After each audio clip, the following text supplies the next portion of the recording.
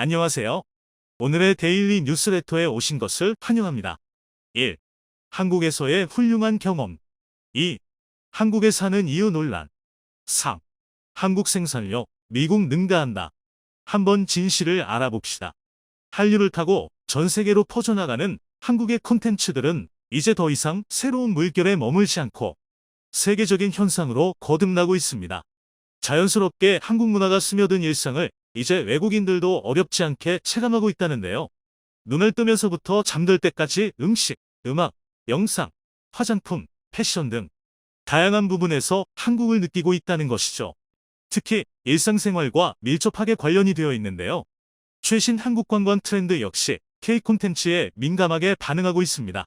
그동안 한국에 오면 교과서처럼 들르던 유명 관광지에 방문하는 것이 아니라 편의점이 한국 관광 필수 코스로 떠오르는 현상이 나타납니다. 최근 미국에서 한국 여행을 온 페르난다 디아즈는 서울을 여행하는 사흘 내내 SNS에 한국 편의점 먹방을 찍어 올렸습니다. 친구들로부터 가장 호응이 높았던 건 삼각김밥과 군만두에 김치를 곁들여 맛있게 먹고 얼음컵에 커피를 부어 디저트까지 한 번에 깔끔하게 해결하는 영상이었습니다. 그녀는 한국 드라마나 한국 인플루언서 SNS에서 본 편의점 음식을 체험하기 위해 코로나가 잠잠해지기까지 2년을 기다려 드디어 한국에 왔다고 기쁨을 표현했습니다. 실제로 외국인들이 한국 편의점을 관광지에 포함시키고 있다는 것이죠. 편의점 CEO에 따르면 10월, 11월 동안 해외 결제 수단 이용 건수가 지난해 같은 기간 대비 5배 증가했으며 여름이 지나면서 판매가 줄어들어야 할 얼음컵의 매출이 늘어난 것도 특징이라고 합니다.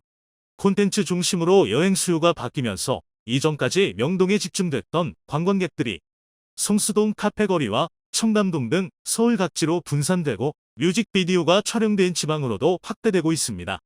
특히 미국과 유럽에서는 한국에서 한 달 살기를 하러 오는 여성들의 숫자가 늘어나고 있는데요. 그리고 한국인처럼 한국에서 사는 생활을 SNS에 올리는 것이 유행처럼 번지고 있습니다. 소소한 한국의 일상체험을 목적으로 자신이 K드라마의 주인공이 된 것처럼 생활하는 것이죠. 한국 한 달 살기를 하는 해외 유명 인플루언서들은 한국에서의 경험을 자신의 SNS에 자세히 올리며 공유하고 있는데요. 최근 미국의 유명 모델이자 인플루언서로 활동하는 린 터너는 내가 한국으로 온 이유라는 제목으로 한 달간 영상과 사진을 SNS에 올려 큰 주목을 받았습니다. 그녀는 뉴욕을 중심으로 패션 모델로 활동하며 인기를 얻은 인플루언서인데요. 미국과 유럽을 오가며 화보 촬영과 패션쇼에서 활발히 활동하고 있고 특히 최근에는 보그의 패션쇼에서 활동할 만큼 세계적으로 인정받는 모델이기도 합니다. 그런 그녀가 공식 일정도 없고 촬영 스케줄도 없이 갑자기 한국에서 지내고 있는 모습을 공유하자 그런 그녀가 공식 일정도 없고 촬영 스케줄도 없이 갑자기 한국에서 지내고 있는 모습을 공유하자 그녀의 팬들은 깜짝 놀랐습니다. 그녀는 라이브 방송을 통해 몇 년 만에 한 달이라는 휴가를 얻었는데 그냥 한국에서 살고 싶다는 마음이 생겨 한 달 살기를 하러 한국에 왔다고 심정을 전했습니다. 그녀가 한국에 와서 가장 먼저 한 일은 놀랍게도 편의점에 달려간 것입니다. 바로 먹고 싶었던 음료를 골라서 얼음컵에 부어 마시기 위해서였죠. 사실 한국인에게는 특별할 것 없는 이 같은 행동이 놀랍게도 해외에서 폭발적인 인기를 끌고 있습니다. 한국에 온 관광객들은 편의점에서 저렴한 가격에 얼음컵을 구입하고 커피나 음료를 사서 섞어 마시는 것을 신기하게 생각한다고 합니다. 따라서 한국에 오면 가장 먼저 편의점으로 달려가 얼음컵 인증샷을 SNS에 올리며 동참하고 있습니다. 일명 K편의점 칵테일이라고 불리는 이 음료는 종류도 다양하게 인기를 얻고 있는데요. 얼음컵에 블루 레모네이드와 밀키스를 섞으면 상큼달콤한 칵테일이 완성된다고 합니다. 수박 에이드와 딸기 우유라면 이상한 조합 같지만 딸기와 수박이 만나 빚어내는 핑크핑크한 색과 맛에 깜짝 놀라는 맛이 된다고 하죠. 또 아메리카노에 콘 아이스크림을 거꾸로 꽂아 K-아포가토를 만들기도 합니다. 이것을 꼭 해보고 싶었던 린 터너 역시 한국에 오자마자 편의점으로 달려갔는데요. 린 터너가 올린 편의점 얼음컵 영상은 200만 조회수가 나올 정도로 큰 인기를 얻었습니다. 린 터너뿐 아니라 한국에 온 인플루언서들은 필수적으로 얼음컵에 음료수를 붓는 영상을 올리며 유행을 타고 챌린지 형태로 이어져가고 있죠. 특히나 품절이 빠른 편의점 차별화 상품의 경우 구매 후 즉시 먹는 것이 아니라 구매 인증샷을 찍고 SNS에 먼저 공유하는 문화가 활발해지며 한국 편의점 상품을 즐기는 공식이 크게 변화합니다. 이러한 한국 편의점의 폭발적인 인기에 힘입어 오픈런을 해야 겨우 구매할 수 있는 제품도 있는데요. 그럴수록 편의점 희귀템으로 등극하며 해외에서 온 여행객들도 구매 성공 인증샷에 동참하고 있습니다. 림터너가 올린 게시물들을 보면 그녀가 얼마나 한국에서의 평화로운 생활을 사랑하는지 알 수 있습니다. 퍼스트 클래스를 타고 한국에 온 그녀가 호텔에서 고급스러운 식사를 하거나 반찬이 많이 나오는 한정식을 먹는 것도 인기였지만 주로 편의점이나 전통시장에서 길거리 음식을 먹는 소박하고 자연스러운 일상은 더욱 공감을 받았죠. 그녀는 한국에서 사는 동안 편의점에서 모든 종류의 아이스컵 음료를 재패하겠다는 귀여운 목표를 세우기도 했는데요. 목표를 이루기 위해 편의점마다 찾아다니던 그녀가 편의점 음식에 새롭게 눈을 뜨기 시작합니다. 기본 반찬 6종류가 들어있는 수많은 도시락과 김밥, 샐러드와 디저트 종류, 어묵, 라면, 데우기만 하면 한 끼가 가능한 냉동식품 순댓국 도시락까지 있으니 놀랄 수밖에 없겠죠. 결국 그녀는 한국 편의점에선 정말 저렴한 가격으로 호화로운 한 끼를 먹을 수 있다고 말합니다. 그리고 해외 네티즌들은 그 말에 공감을 보내죠. 미국, 유럽, 일본, 중국 등 여러 나라에는 그곳의 문화를 반영한 편의점이 존재하지만 한국의 편의점과 다르게 실내 취식이 불가능한 경우가 꽤 많다고 합니다.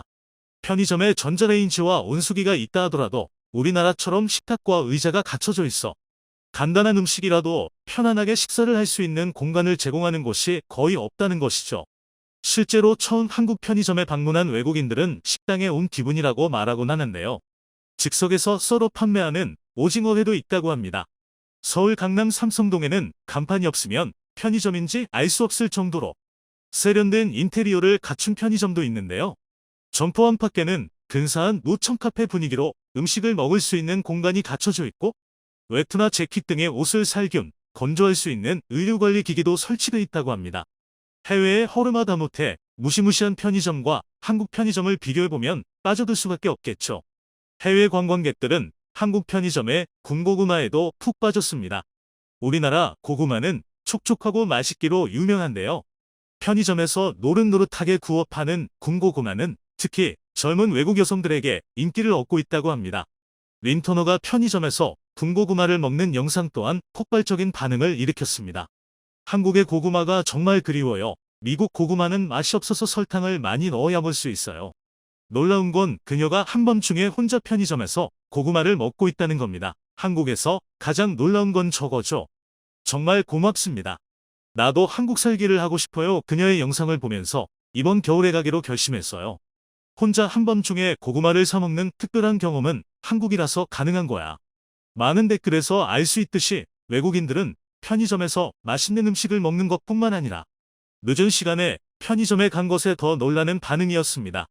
특별히 한국의 치안에 대해 언급하지도 않았지만 해외 네티즌들은 한국의 치안에 놀란 것이죠. 또한 편의점 바깥에 쌓아둔 야외 매장을 보면 더욱 놀라곤 하는데요. 발렌타인데이, 화이트데이, 빼빼로데이 등 각종 기념일에 맞춰 편의점 앞에 진열되는 초콜릿, 사탕, 고민형 등이 지키는 사람도 없이 산더미처럼 쌓여있는 모습이 가장 놀랍다고 합니다. 외국에서는 야외의 상품을 진열해두면 90% 이상 훔쳐가기 때문이죠. 우리에게는 특별할 것 없는 편의점에 관광하듯 방문하며 여행의 재미를 느낀다니. 앞으로 한국 편의점이 또 얼마나 재미있는 변화를 주도할지 기대됩니다. 대한민국이 또 한 번 전 세계를 경악하게 만들었습니다. 지난 10월 19일 폴란드 수출용 K 이흑표 전차 10대와 K9 자주포 24대의 초도 물량 출고식이 진행되었는데요. 그런데 바로 이 출고식 덕분에 군사 분야의 정통한 전문가들이 도저히 믿을 수가 없다며 감탄을 금치 못하고 있습니다. 다름 아닌 속도 때문입니다. 그도 그럴 게 한국은 이번 출고식을 통해 폴란드와 1차 실행 계약을 체결한 이후 고작 2개월 만에 초도 물량을 전달한 것입니다. 아무리 폴란드에 긴급 요청이 있었다 할지라도 도저히 믿기지 않을 만큼 빠른 속도인데요. 이번 출고식으로 번갯불에 콩 구워 먹는 생산 속도에 전 세계 외신은 물론 군사 전문가들이 혀를 내두르고 있는 것입니다. 역시 한국이라는 말 빼고는 어떤 말도 나오지 않을 지경인데요. 그렇다면 도대체 한국 방산 업체들은 1년에 총 몇 대의 K K9를 생산하길래 이렇게 빠른 인도가 가능한지 궁금해지는데요. 하지만 안타깝게도 정확한 무기체계의 생산 능력은 엄격한 군사 기밀로 취급되고 있습니다. 그래도 꺼리튜브 시청자들에게는 국가 안보에 저해되지 않는 선에서는 정보를 공개해드릴 텐데요.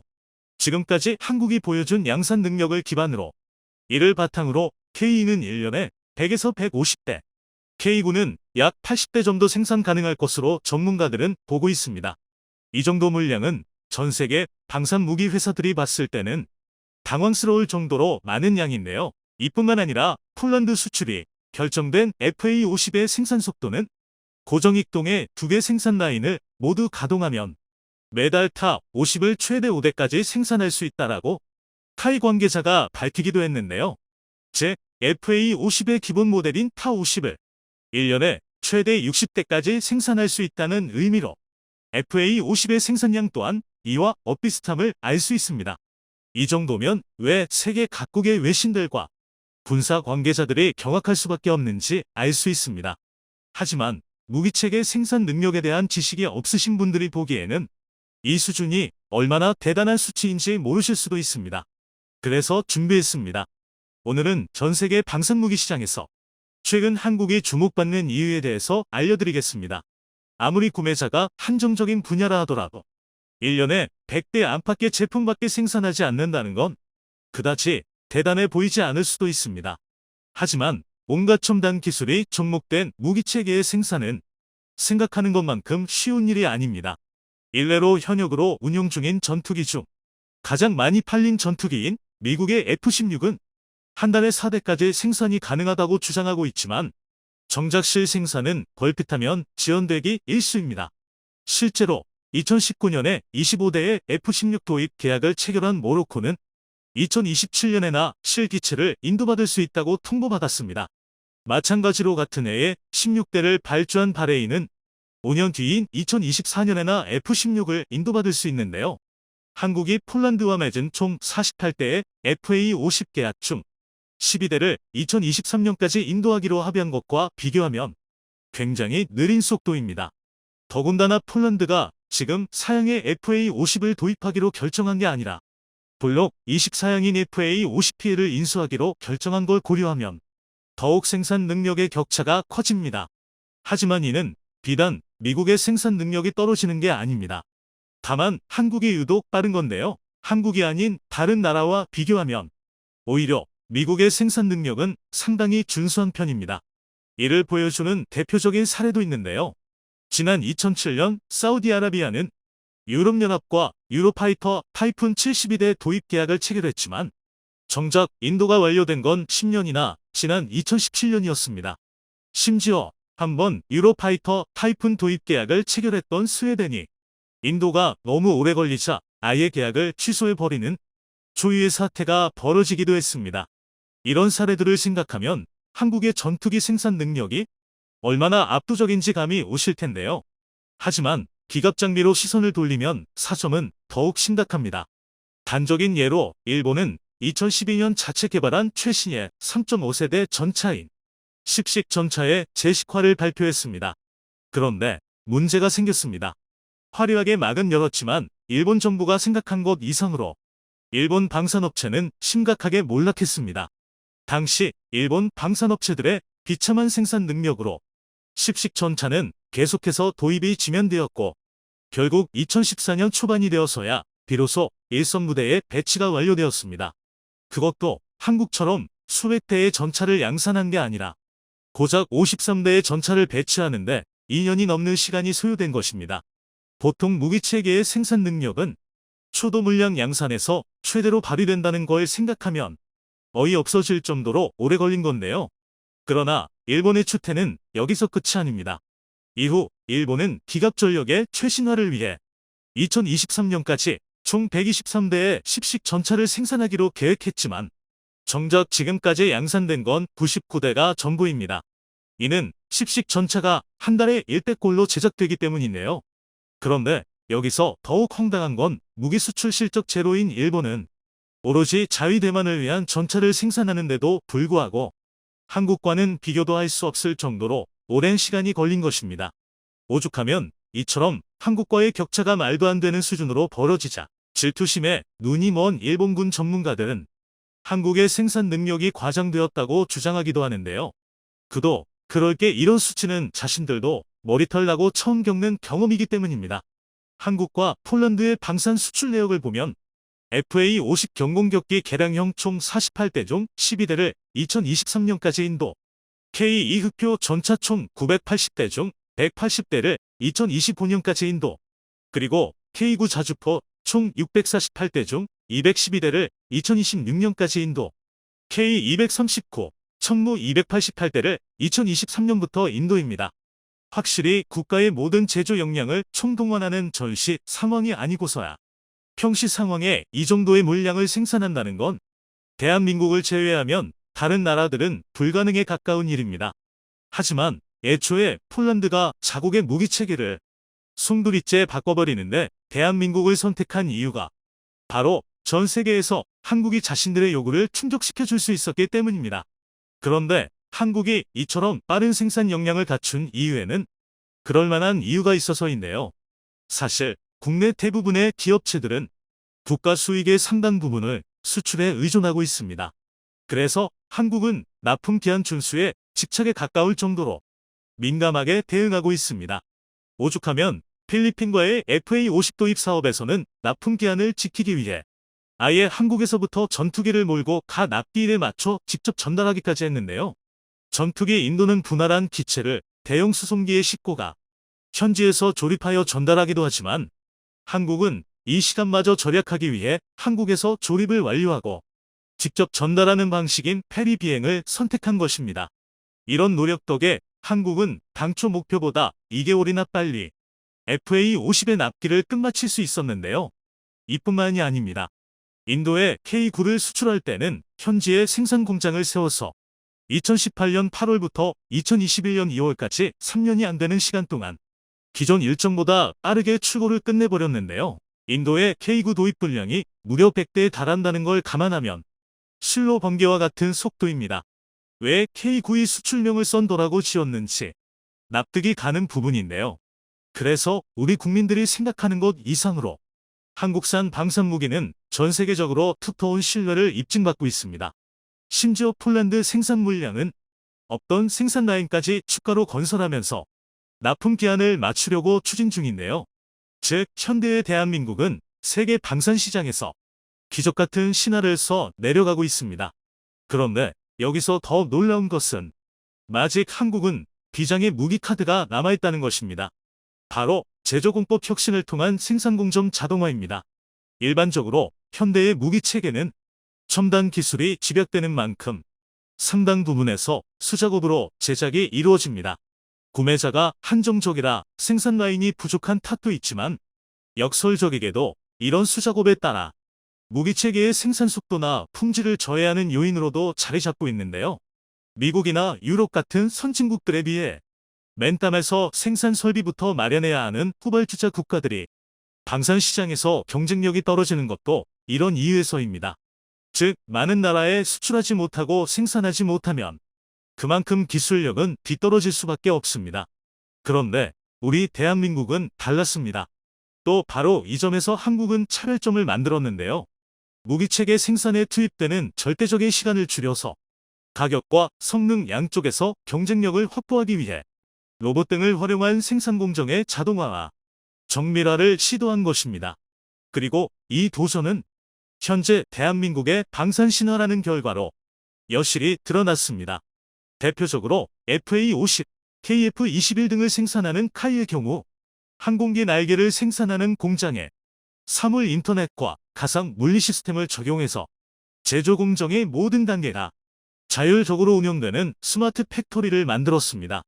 이 덕에 생산 효율을 비약적으로 높일 수 있으면서 불량률은 극한까지 낮췄습니다. 실제로 카이는 민항기 생산 과정에서 주익의 뼈대를 담당하는 립의 가공 과정에서 이를 사람이 진행할 경우 8시간이 소요되지만 자동화 공정을 적용한 이후 40분으로 단축시키는 등 차별화된 경쟁력을 갖추고 있습니다. 그만큼 한국의 자동화 공정은 전 세계 방산업체를 압도합니다. 이는 단순히 비약적이라는 표현이 부족할 정도로 엄청난 시간 단축입니다. 그런데 이런 장점은 또 있습니다. 일반적으로 방산 분야는 한 업체만 특출나게 발전하는 게 아니라 여러 업계가 전체적으로 균등한 수준으로 올라가는 특성을 갖고 있습니다. 일례로 K2흑표 전차의 생산을 담당하는 현대로템은 기갑장비 조립에 필수적인 용접 공정에 로봇을 도입해 자동화했습니다. 뿐만 아니라 생산 공정에 정밀 가공 장비를 도입하는 등 상당 부분의 공정을 자동화했는데요. 이 덕에 제품을 생산하기 위해 투입된 시간과 인력을 수치화한 작업 공수를 기존 대비 74%나 절감할 수 있었습니다. 이쯤 되면 왜 한국이 기술 강국이라 불리는지 확실히 알 수 있는데요. 한국의 무기체계 생산 능력이 모두 자동화된 생산 공정에서만 나오는 것도 아닙니다.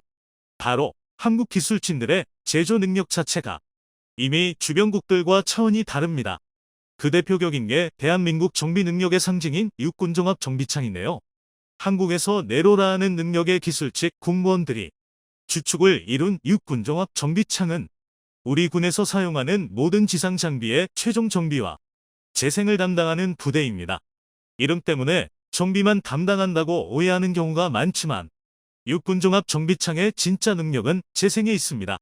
실제로 육군종합 정비창은 지상 무기체계의 엔진부터 나사 하나까지 모든 부문을 정비하는 창정비를 담당하며 그렇게 입고된 구형 무기체계들은 개량형으로 업그레이드해 재출고됩니다.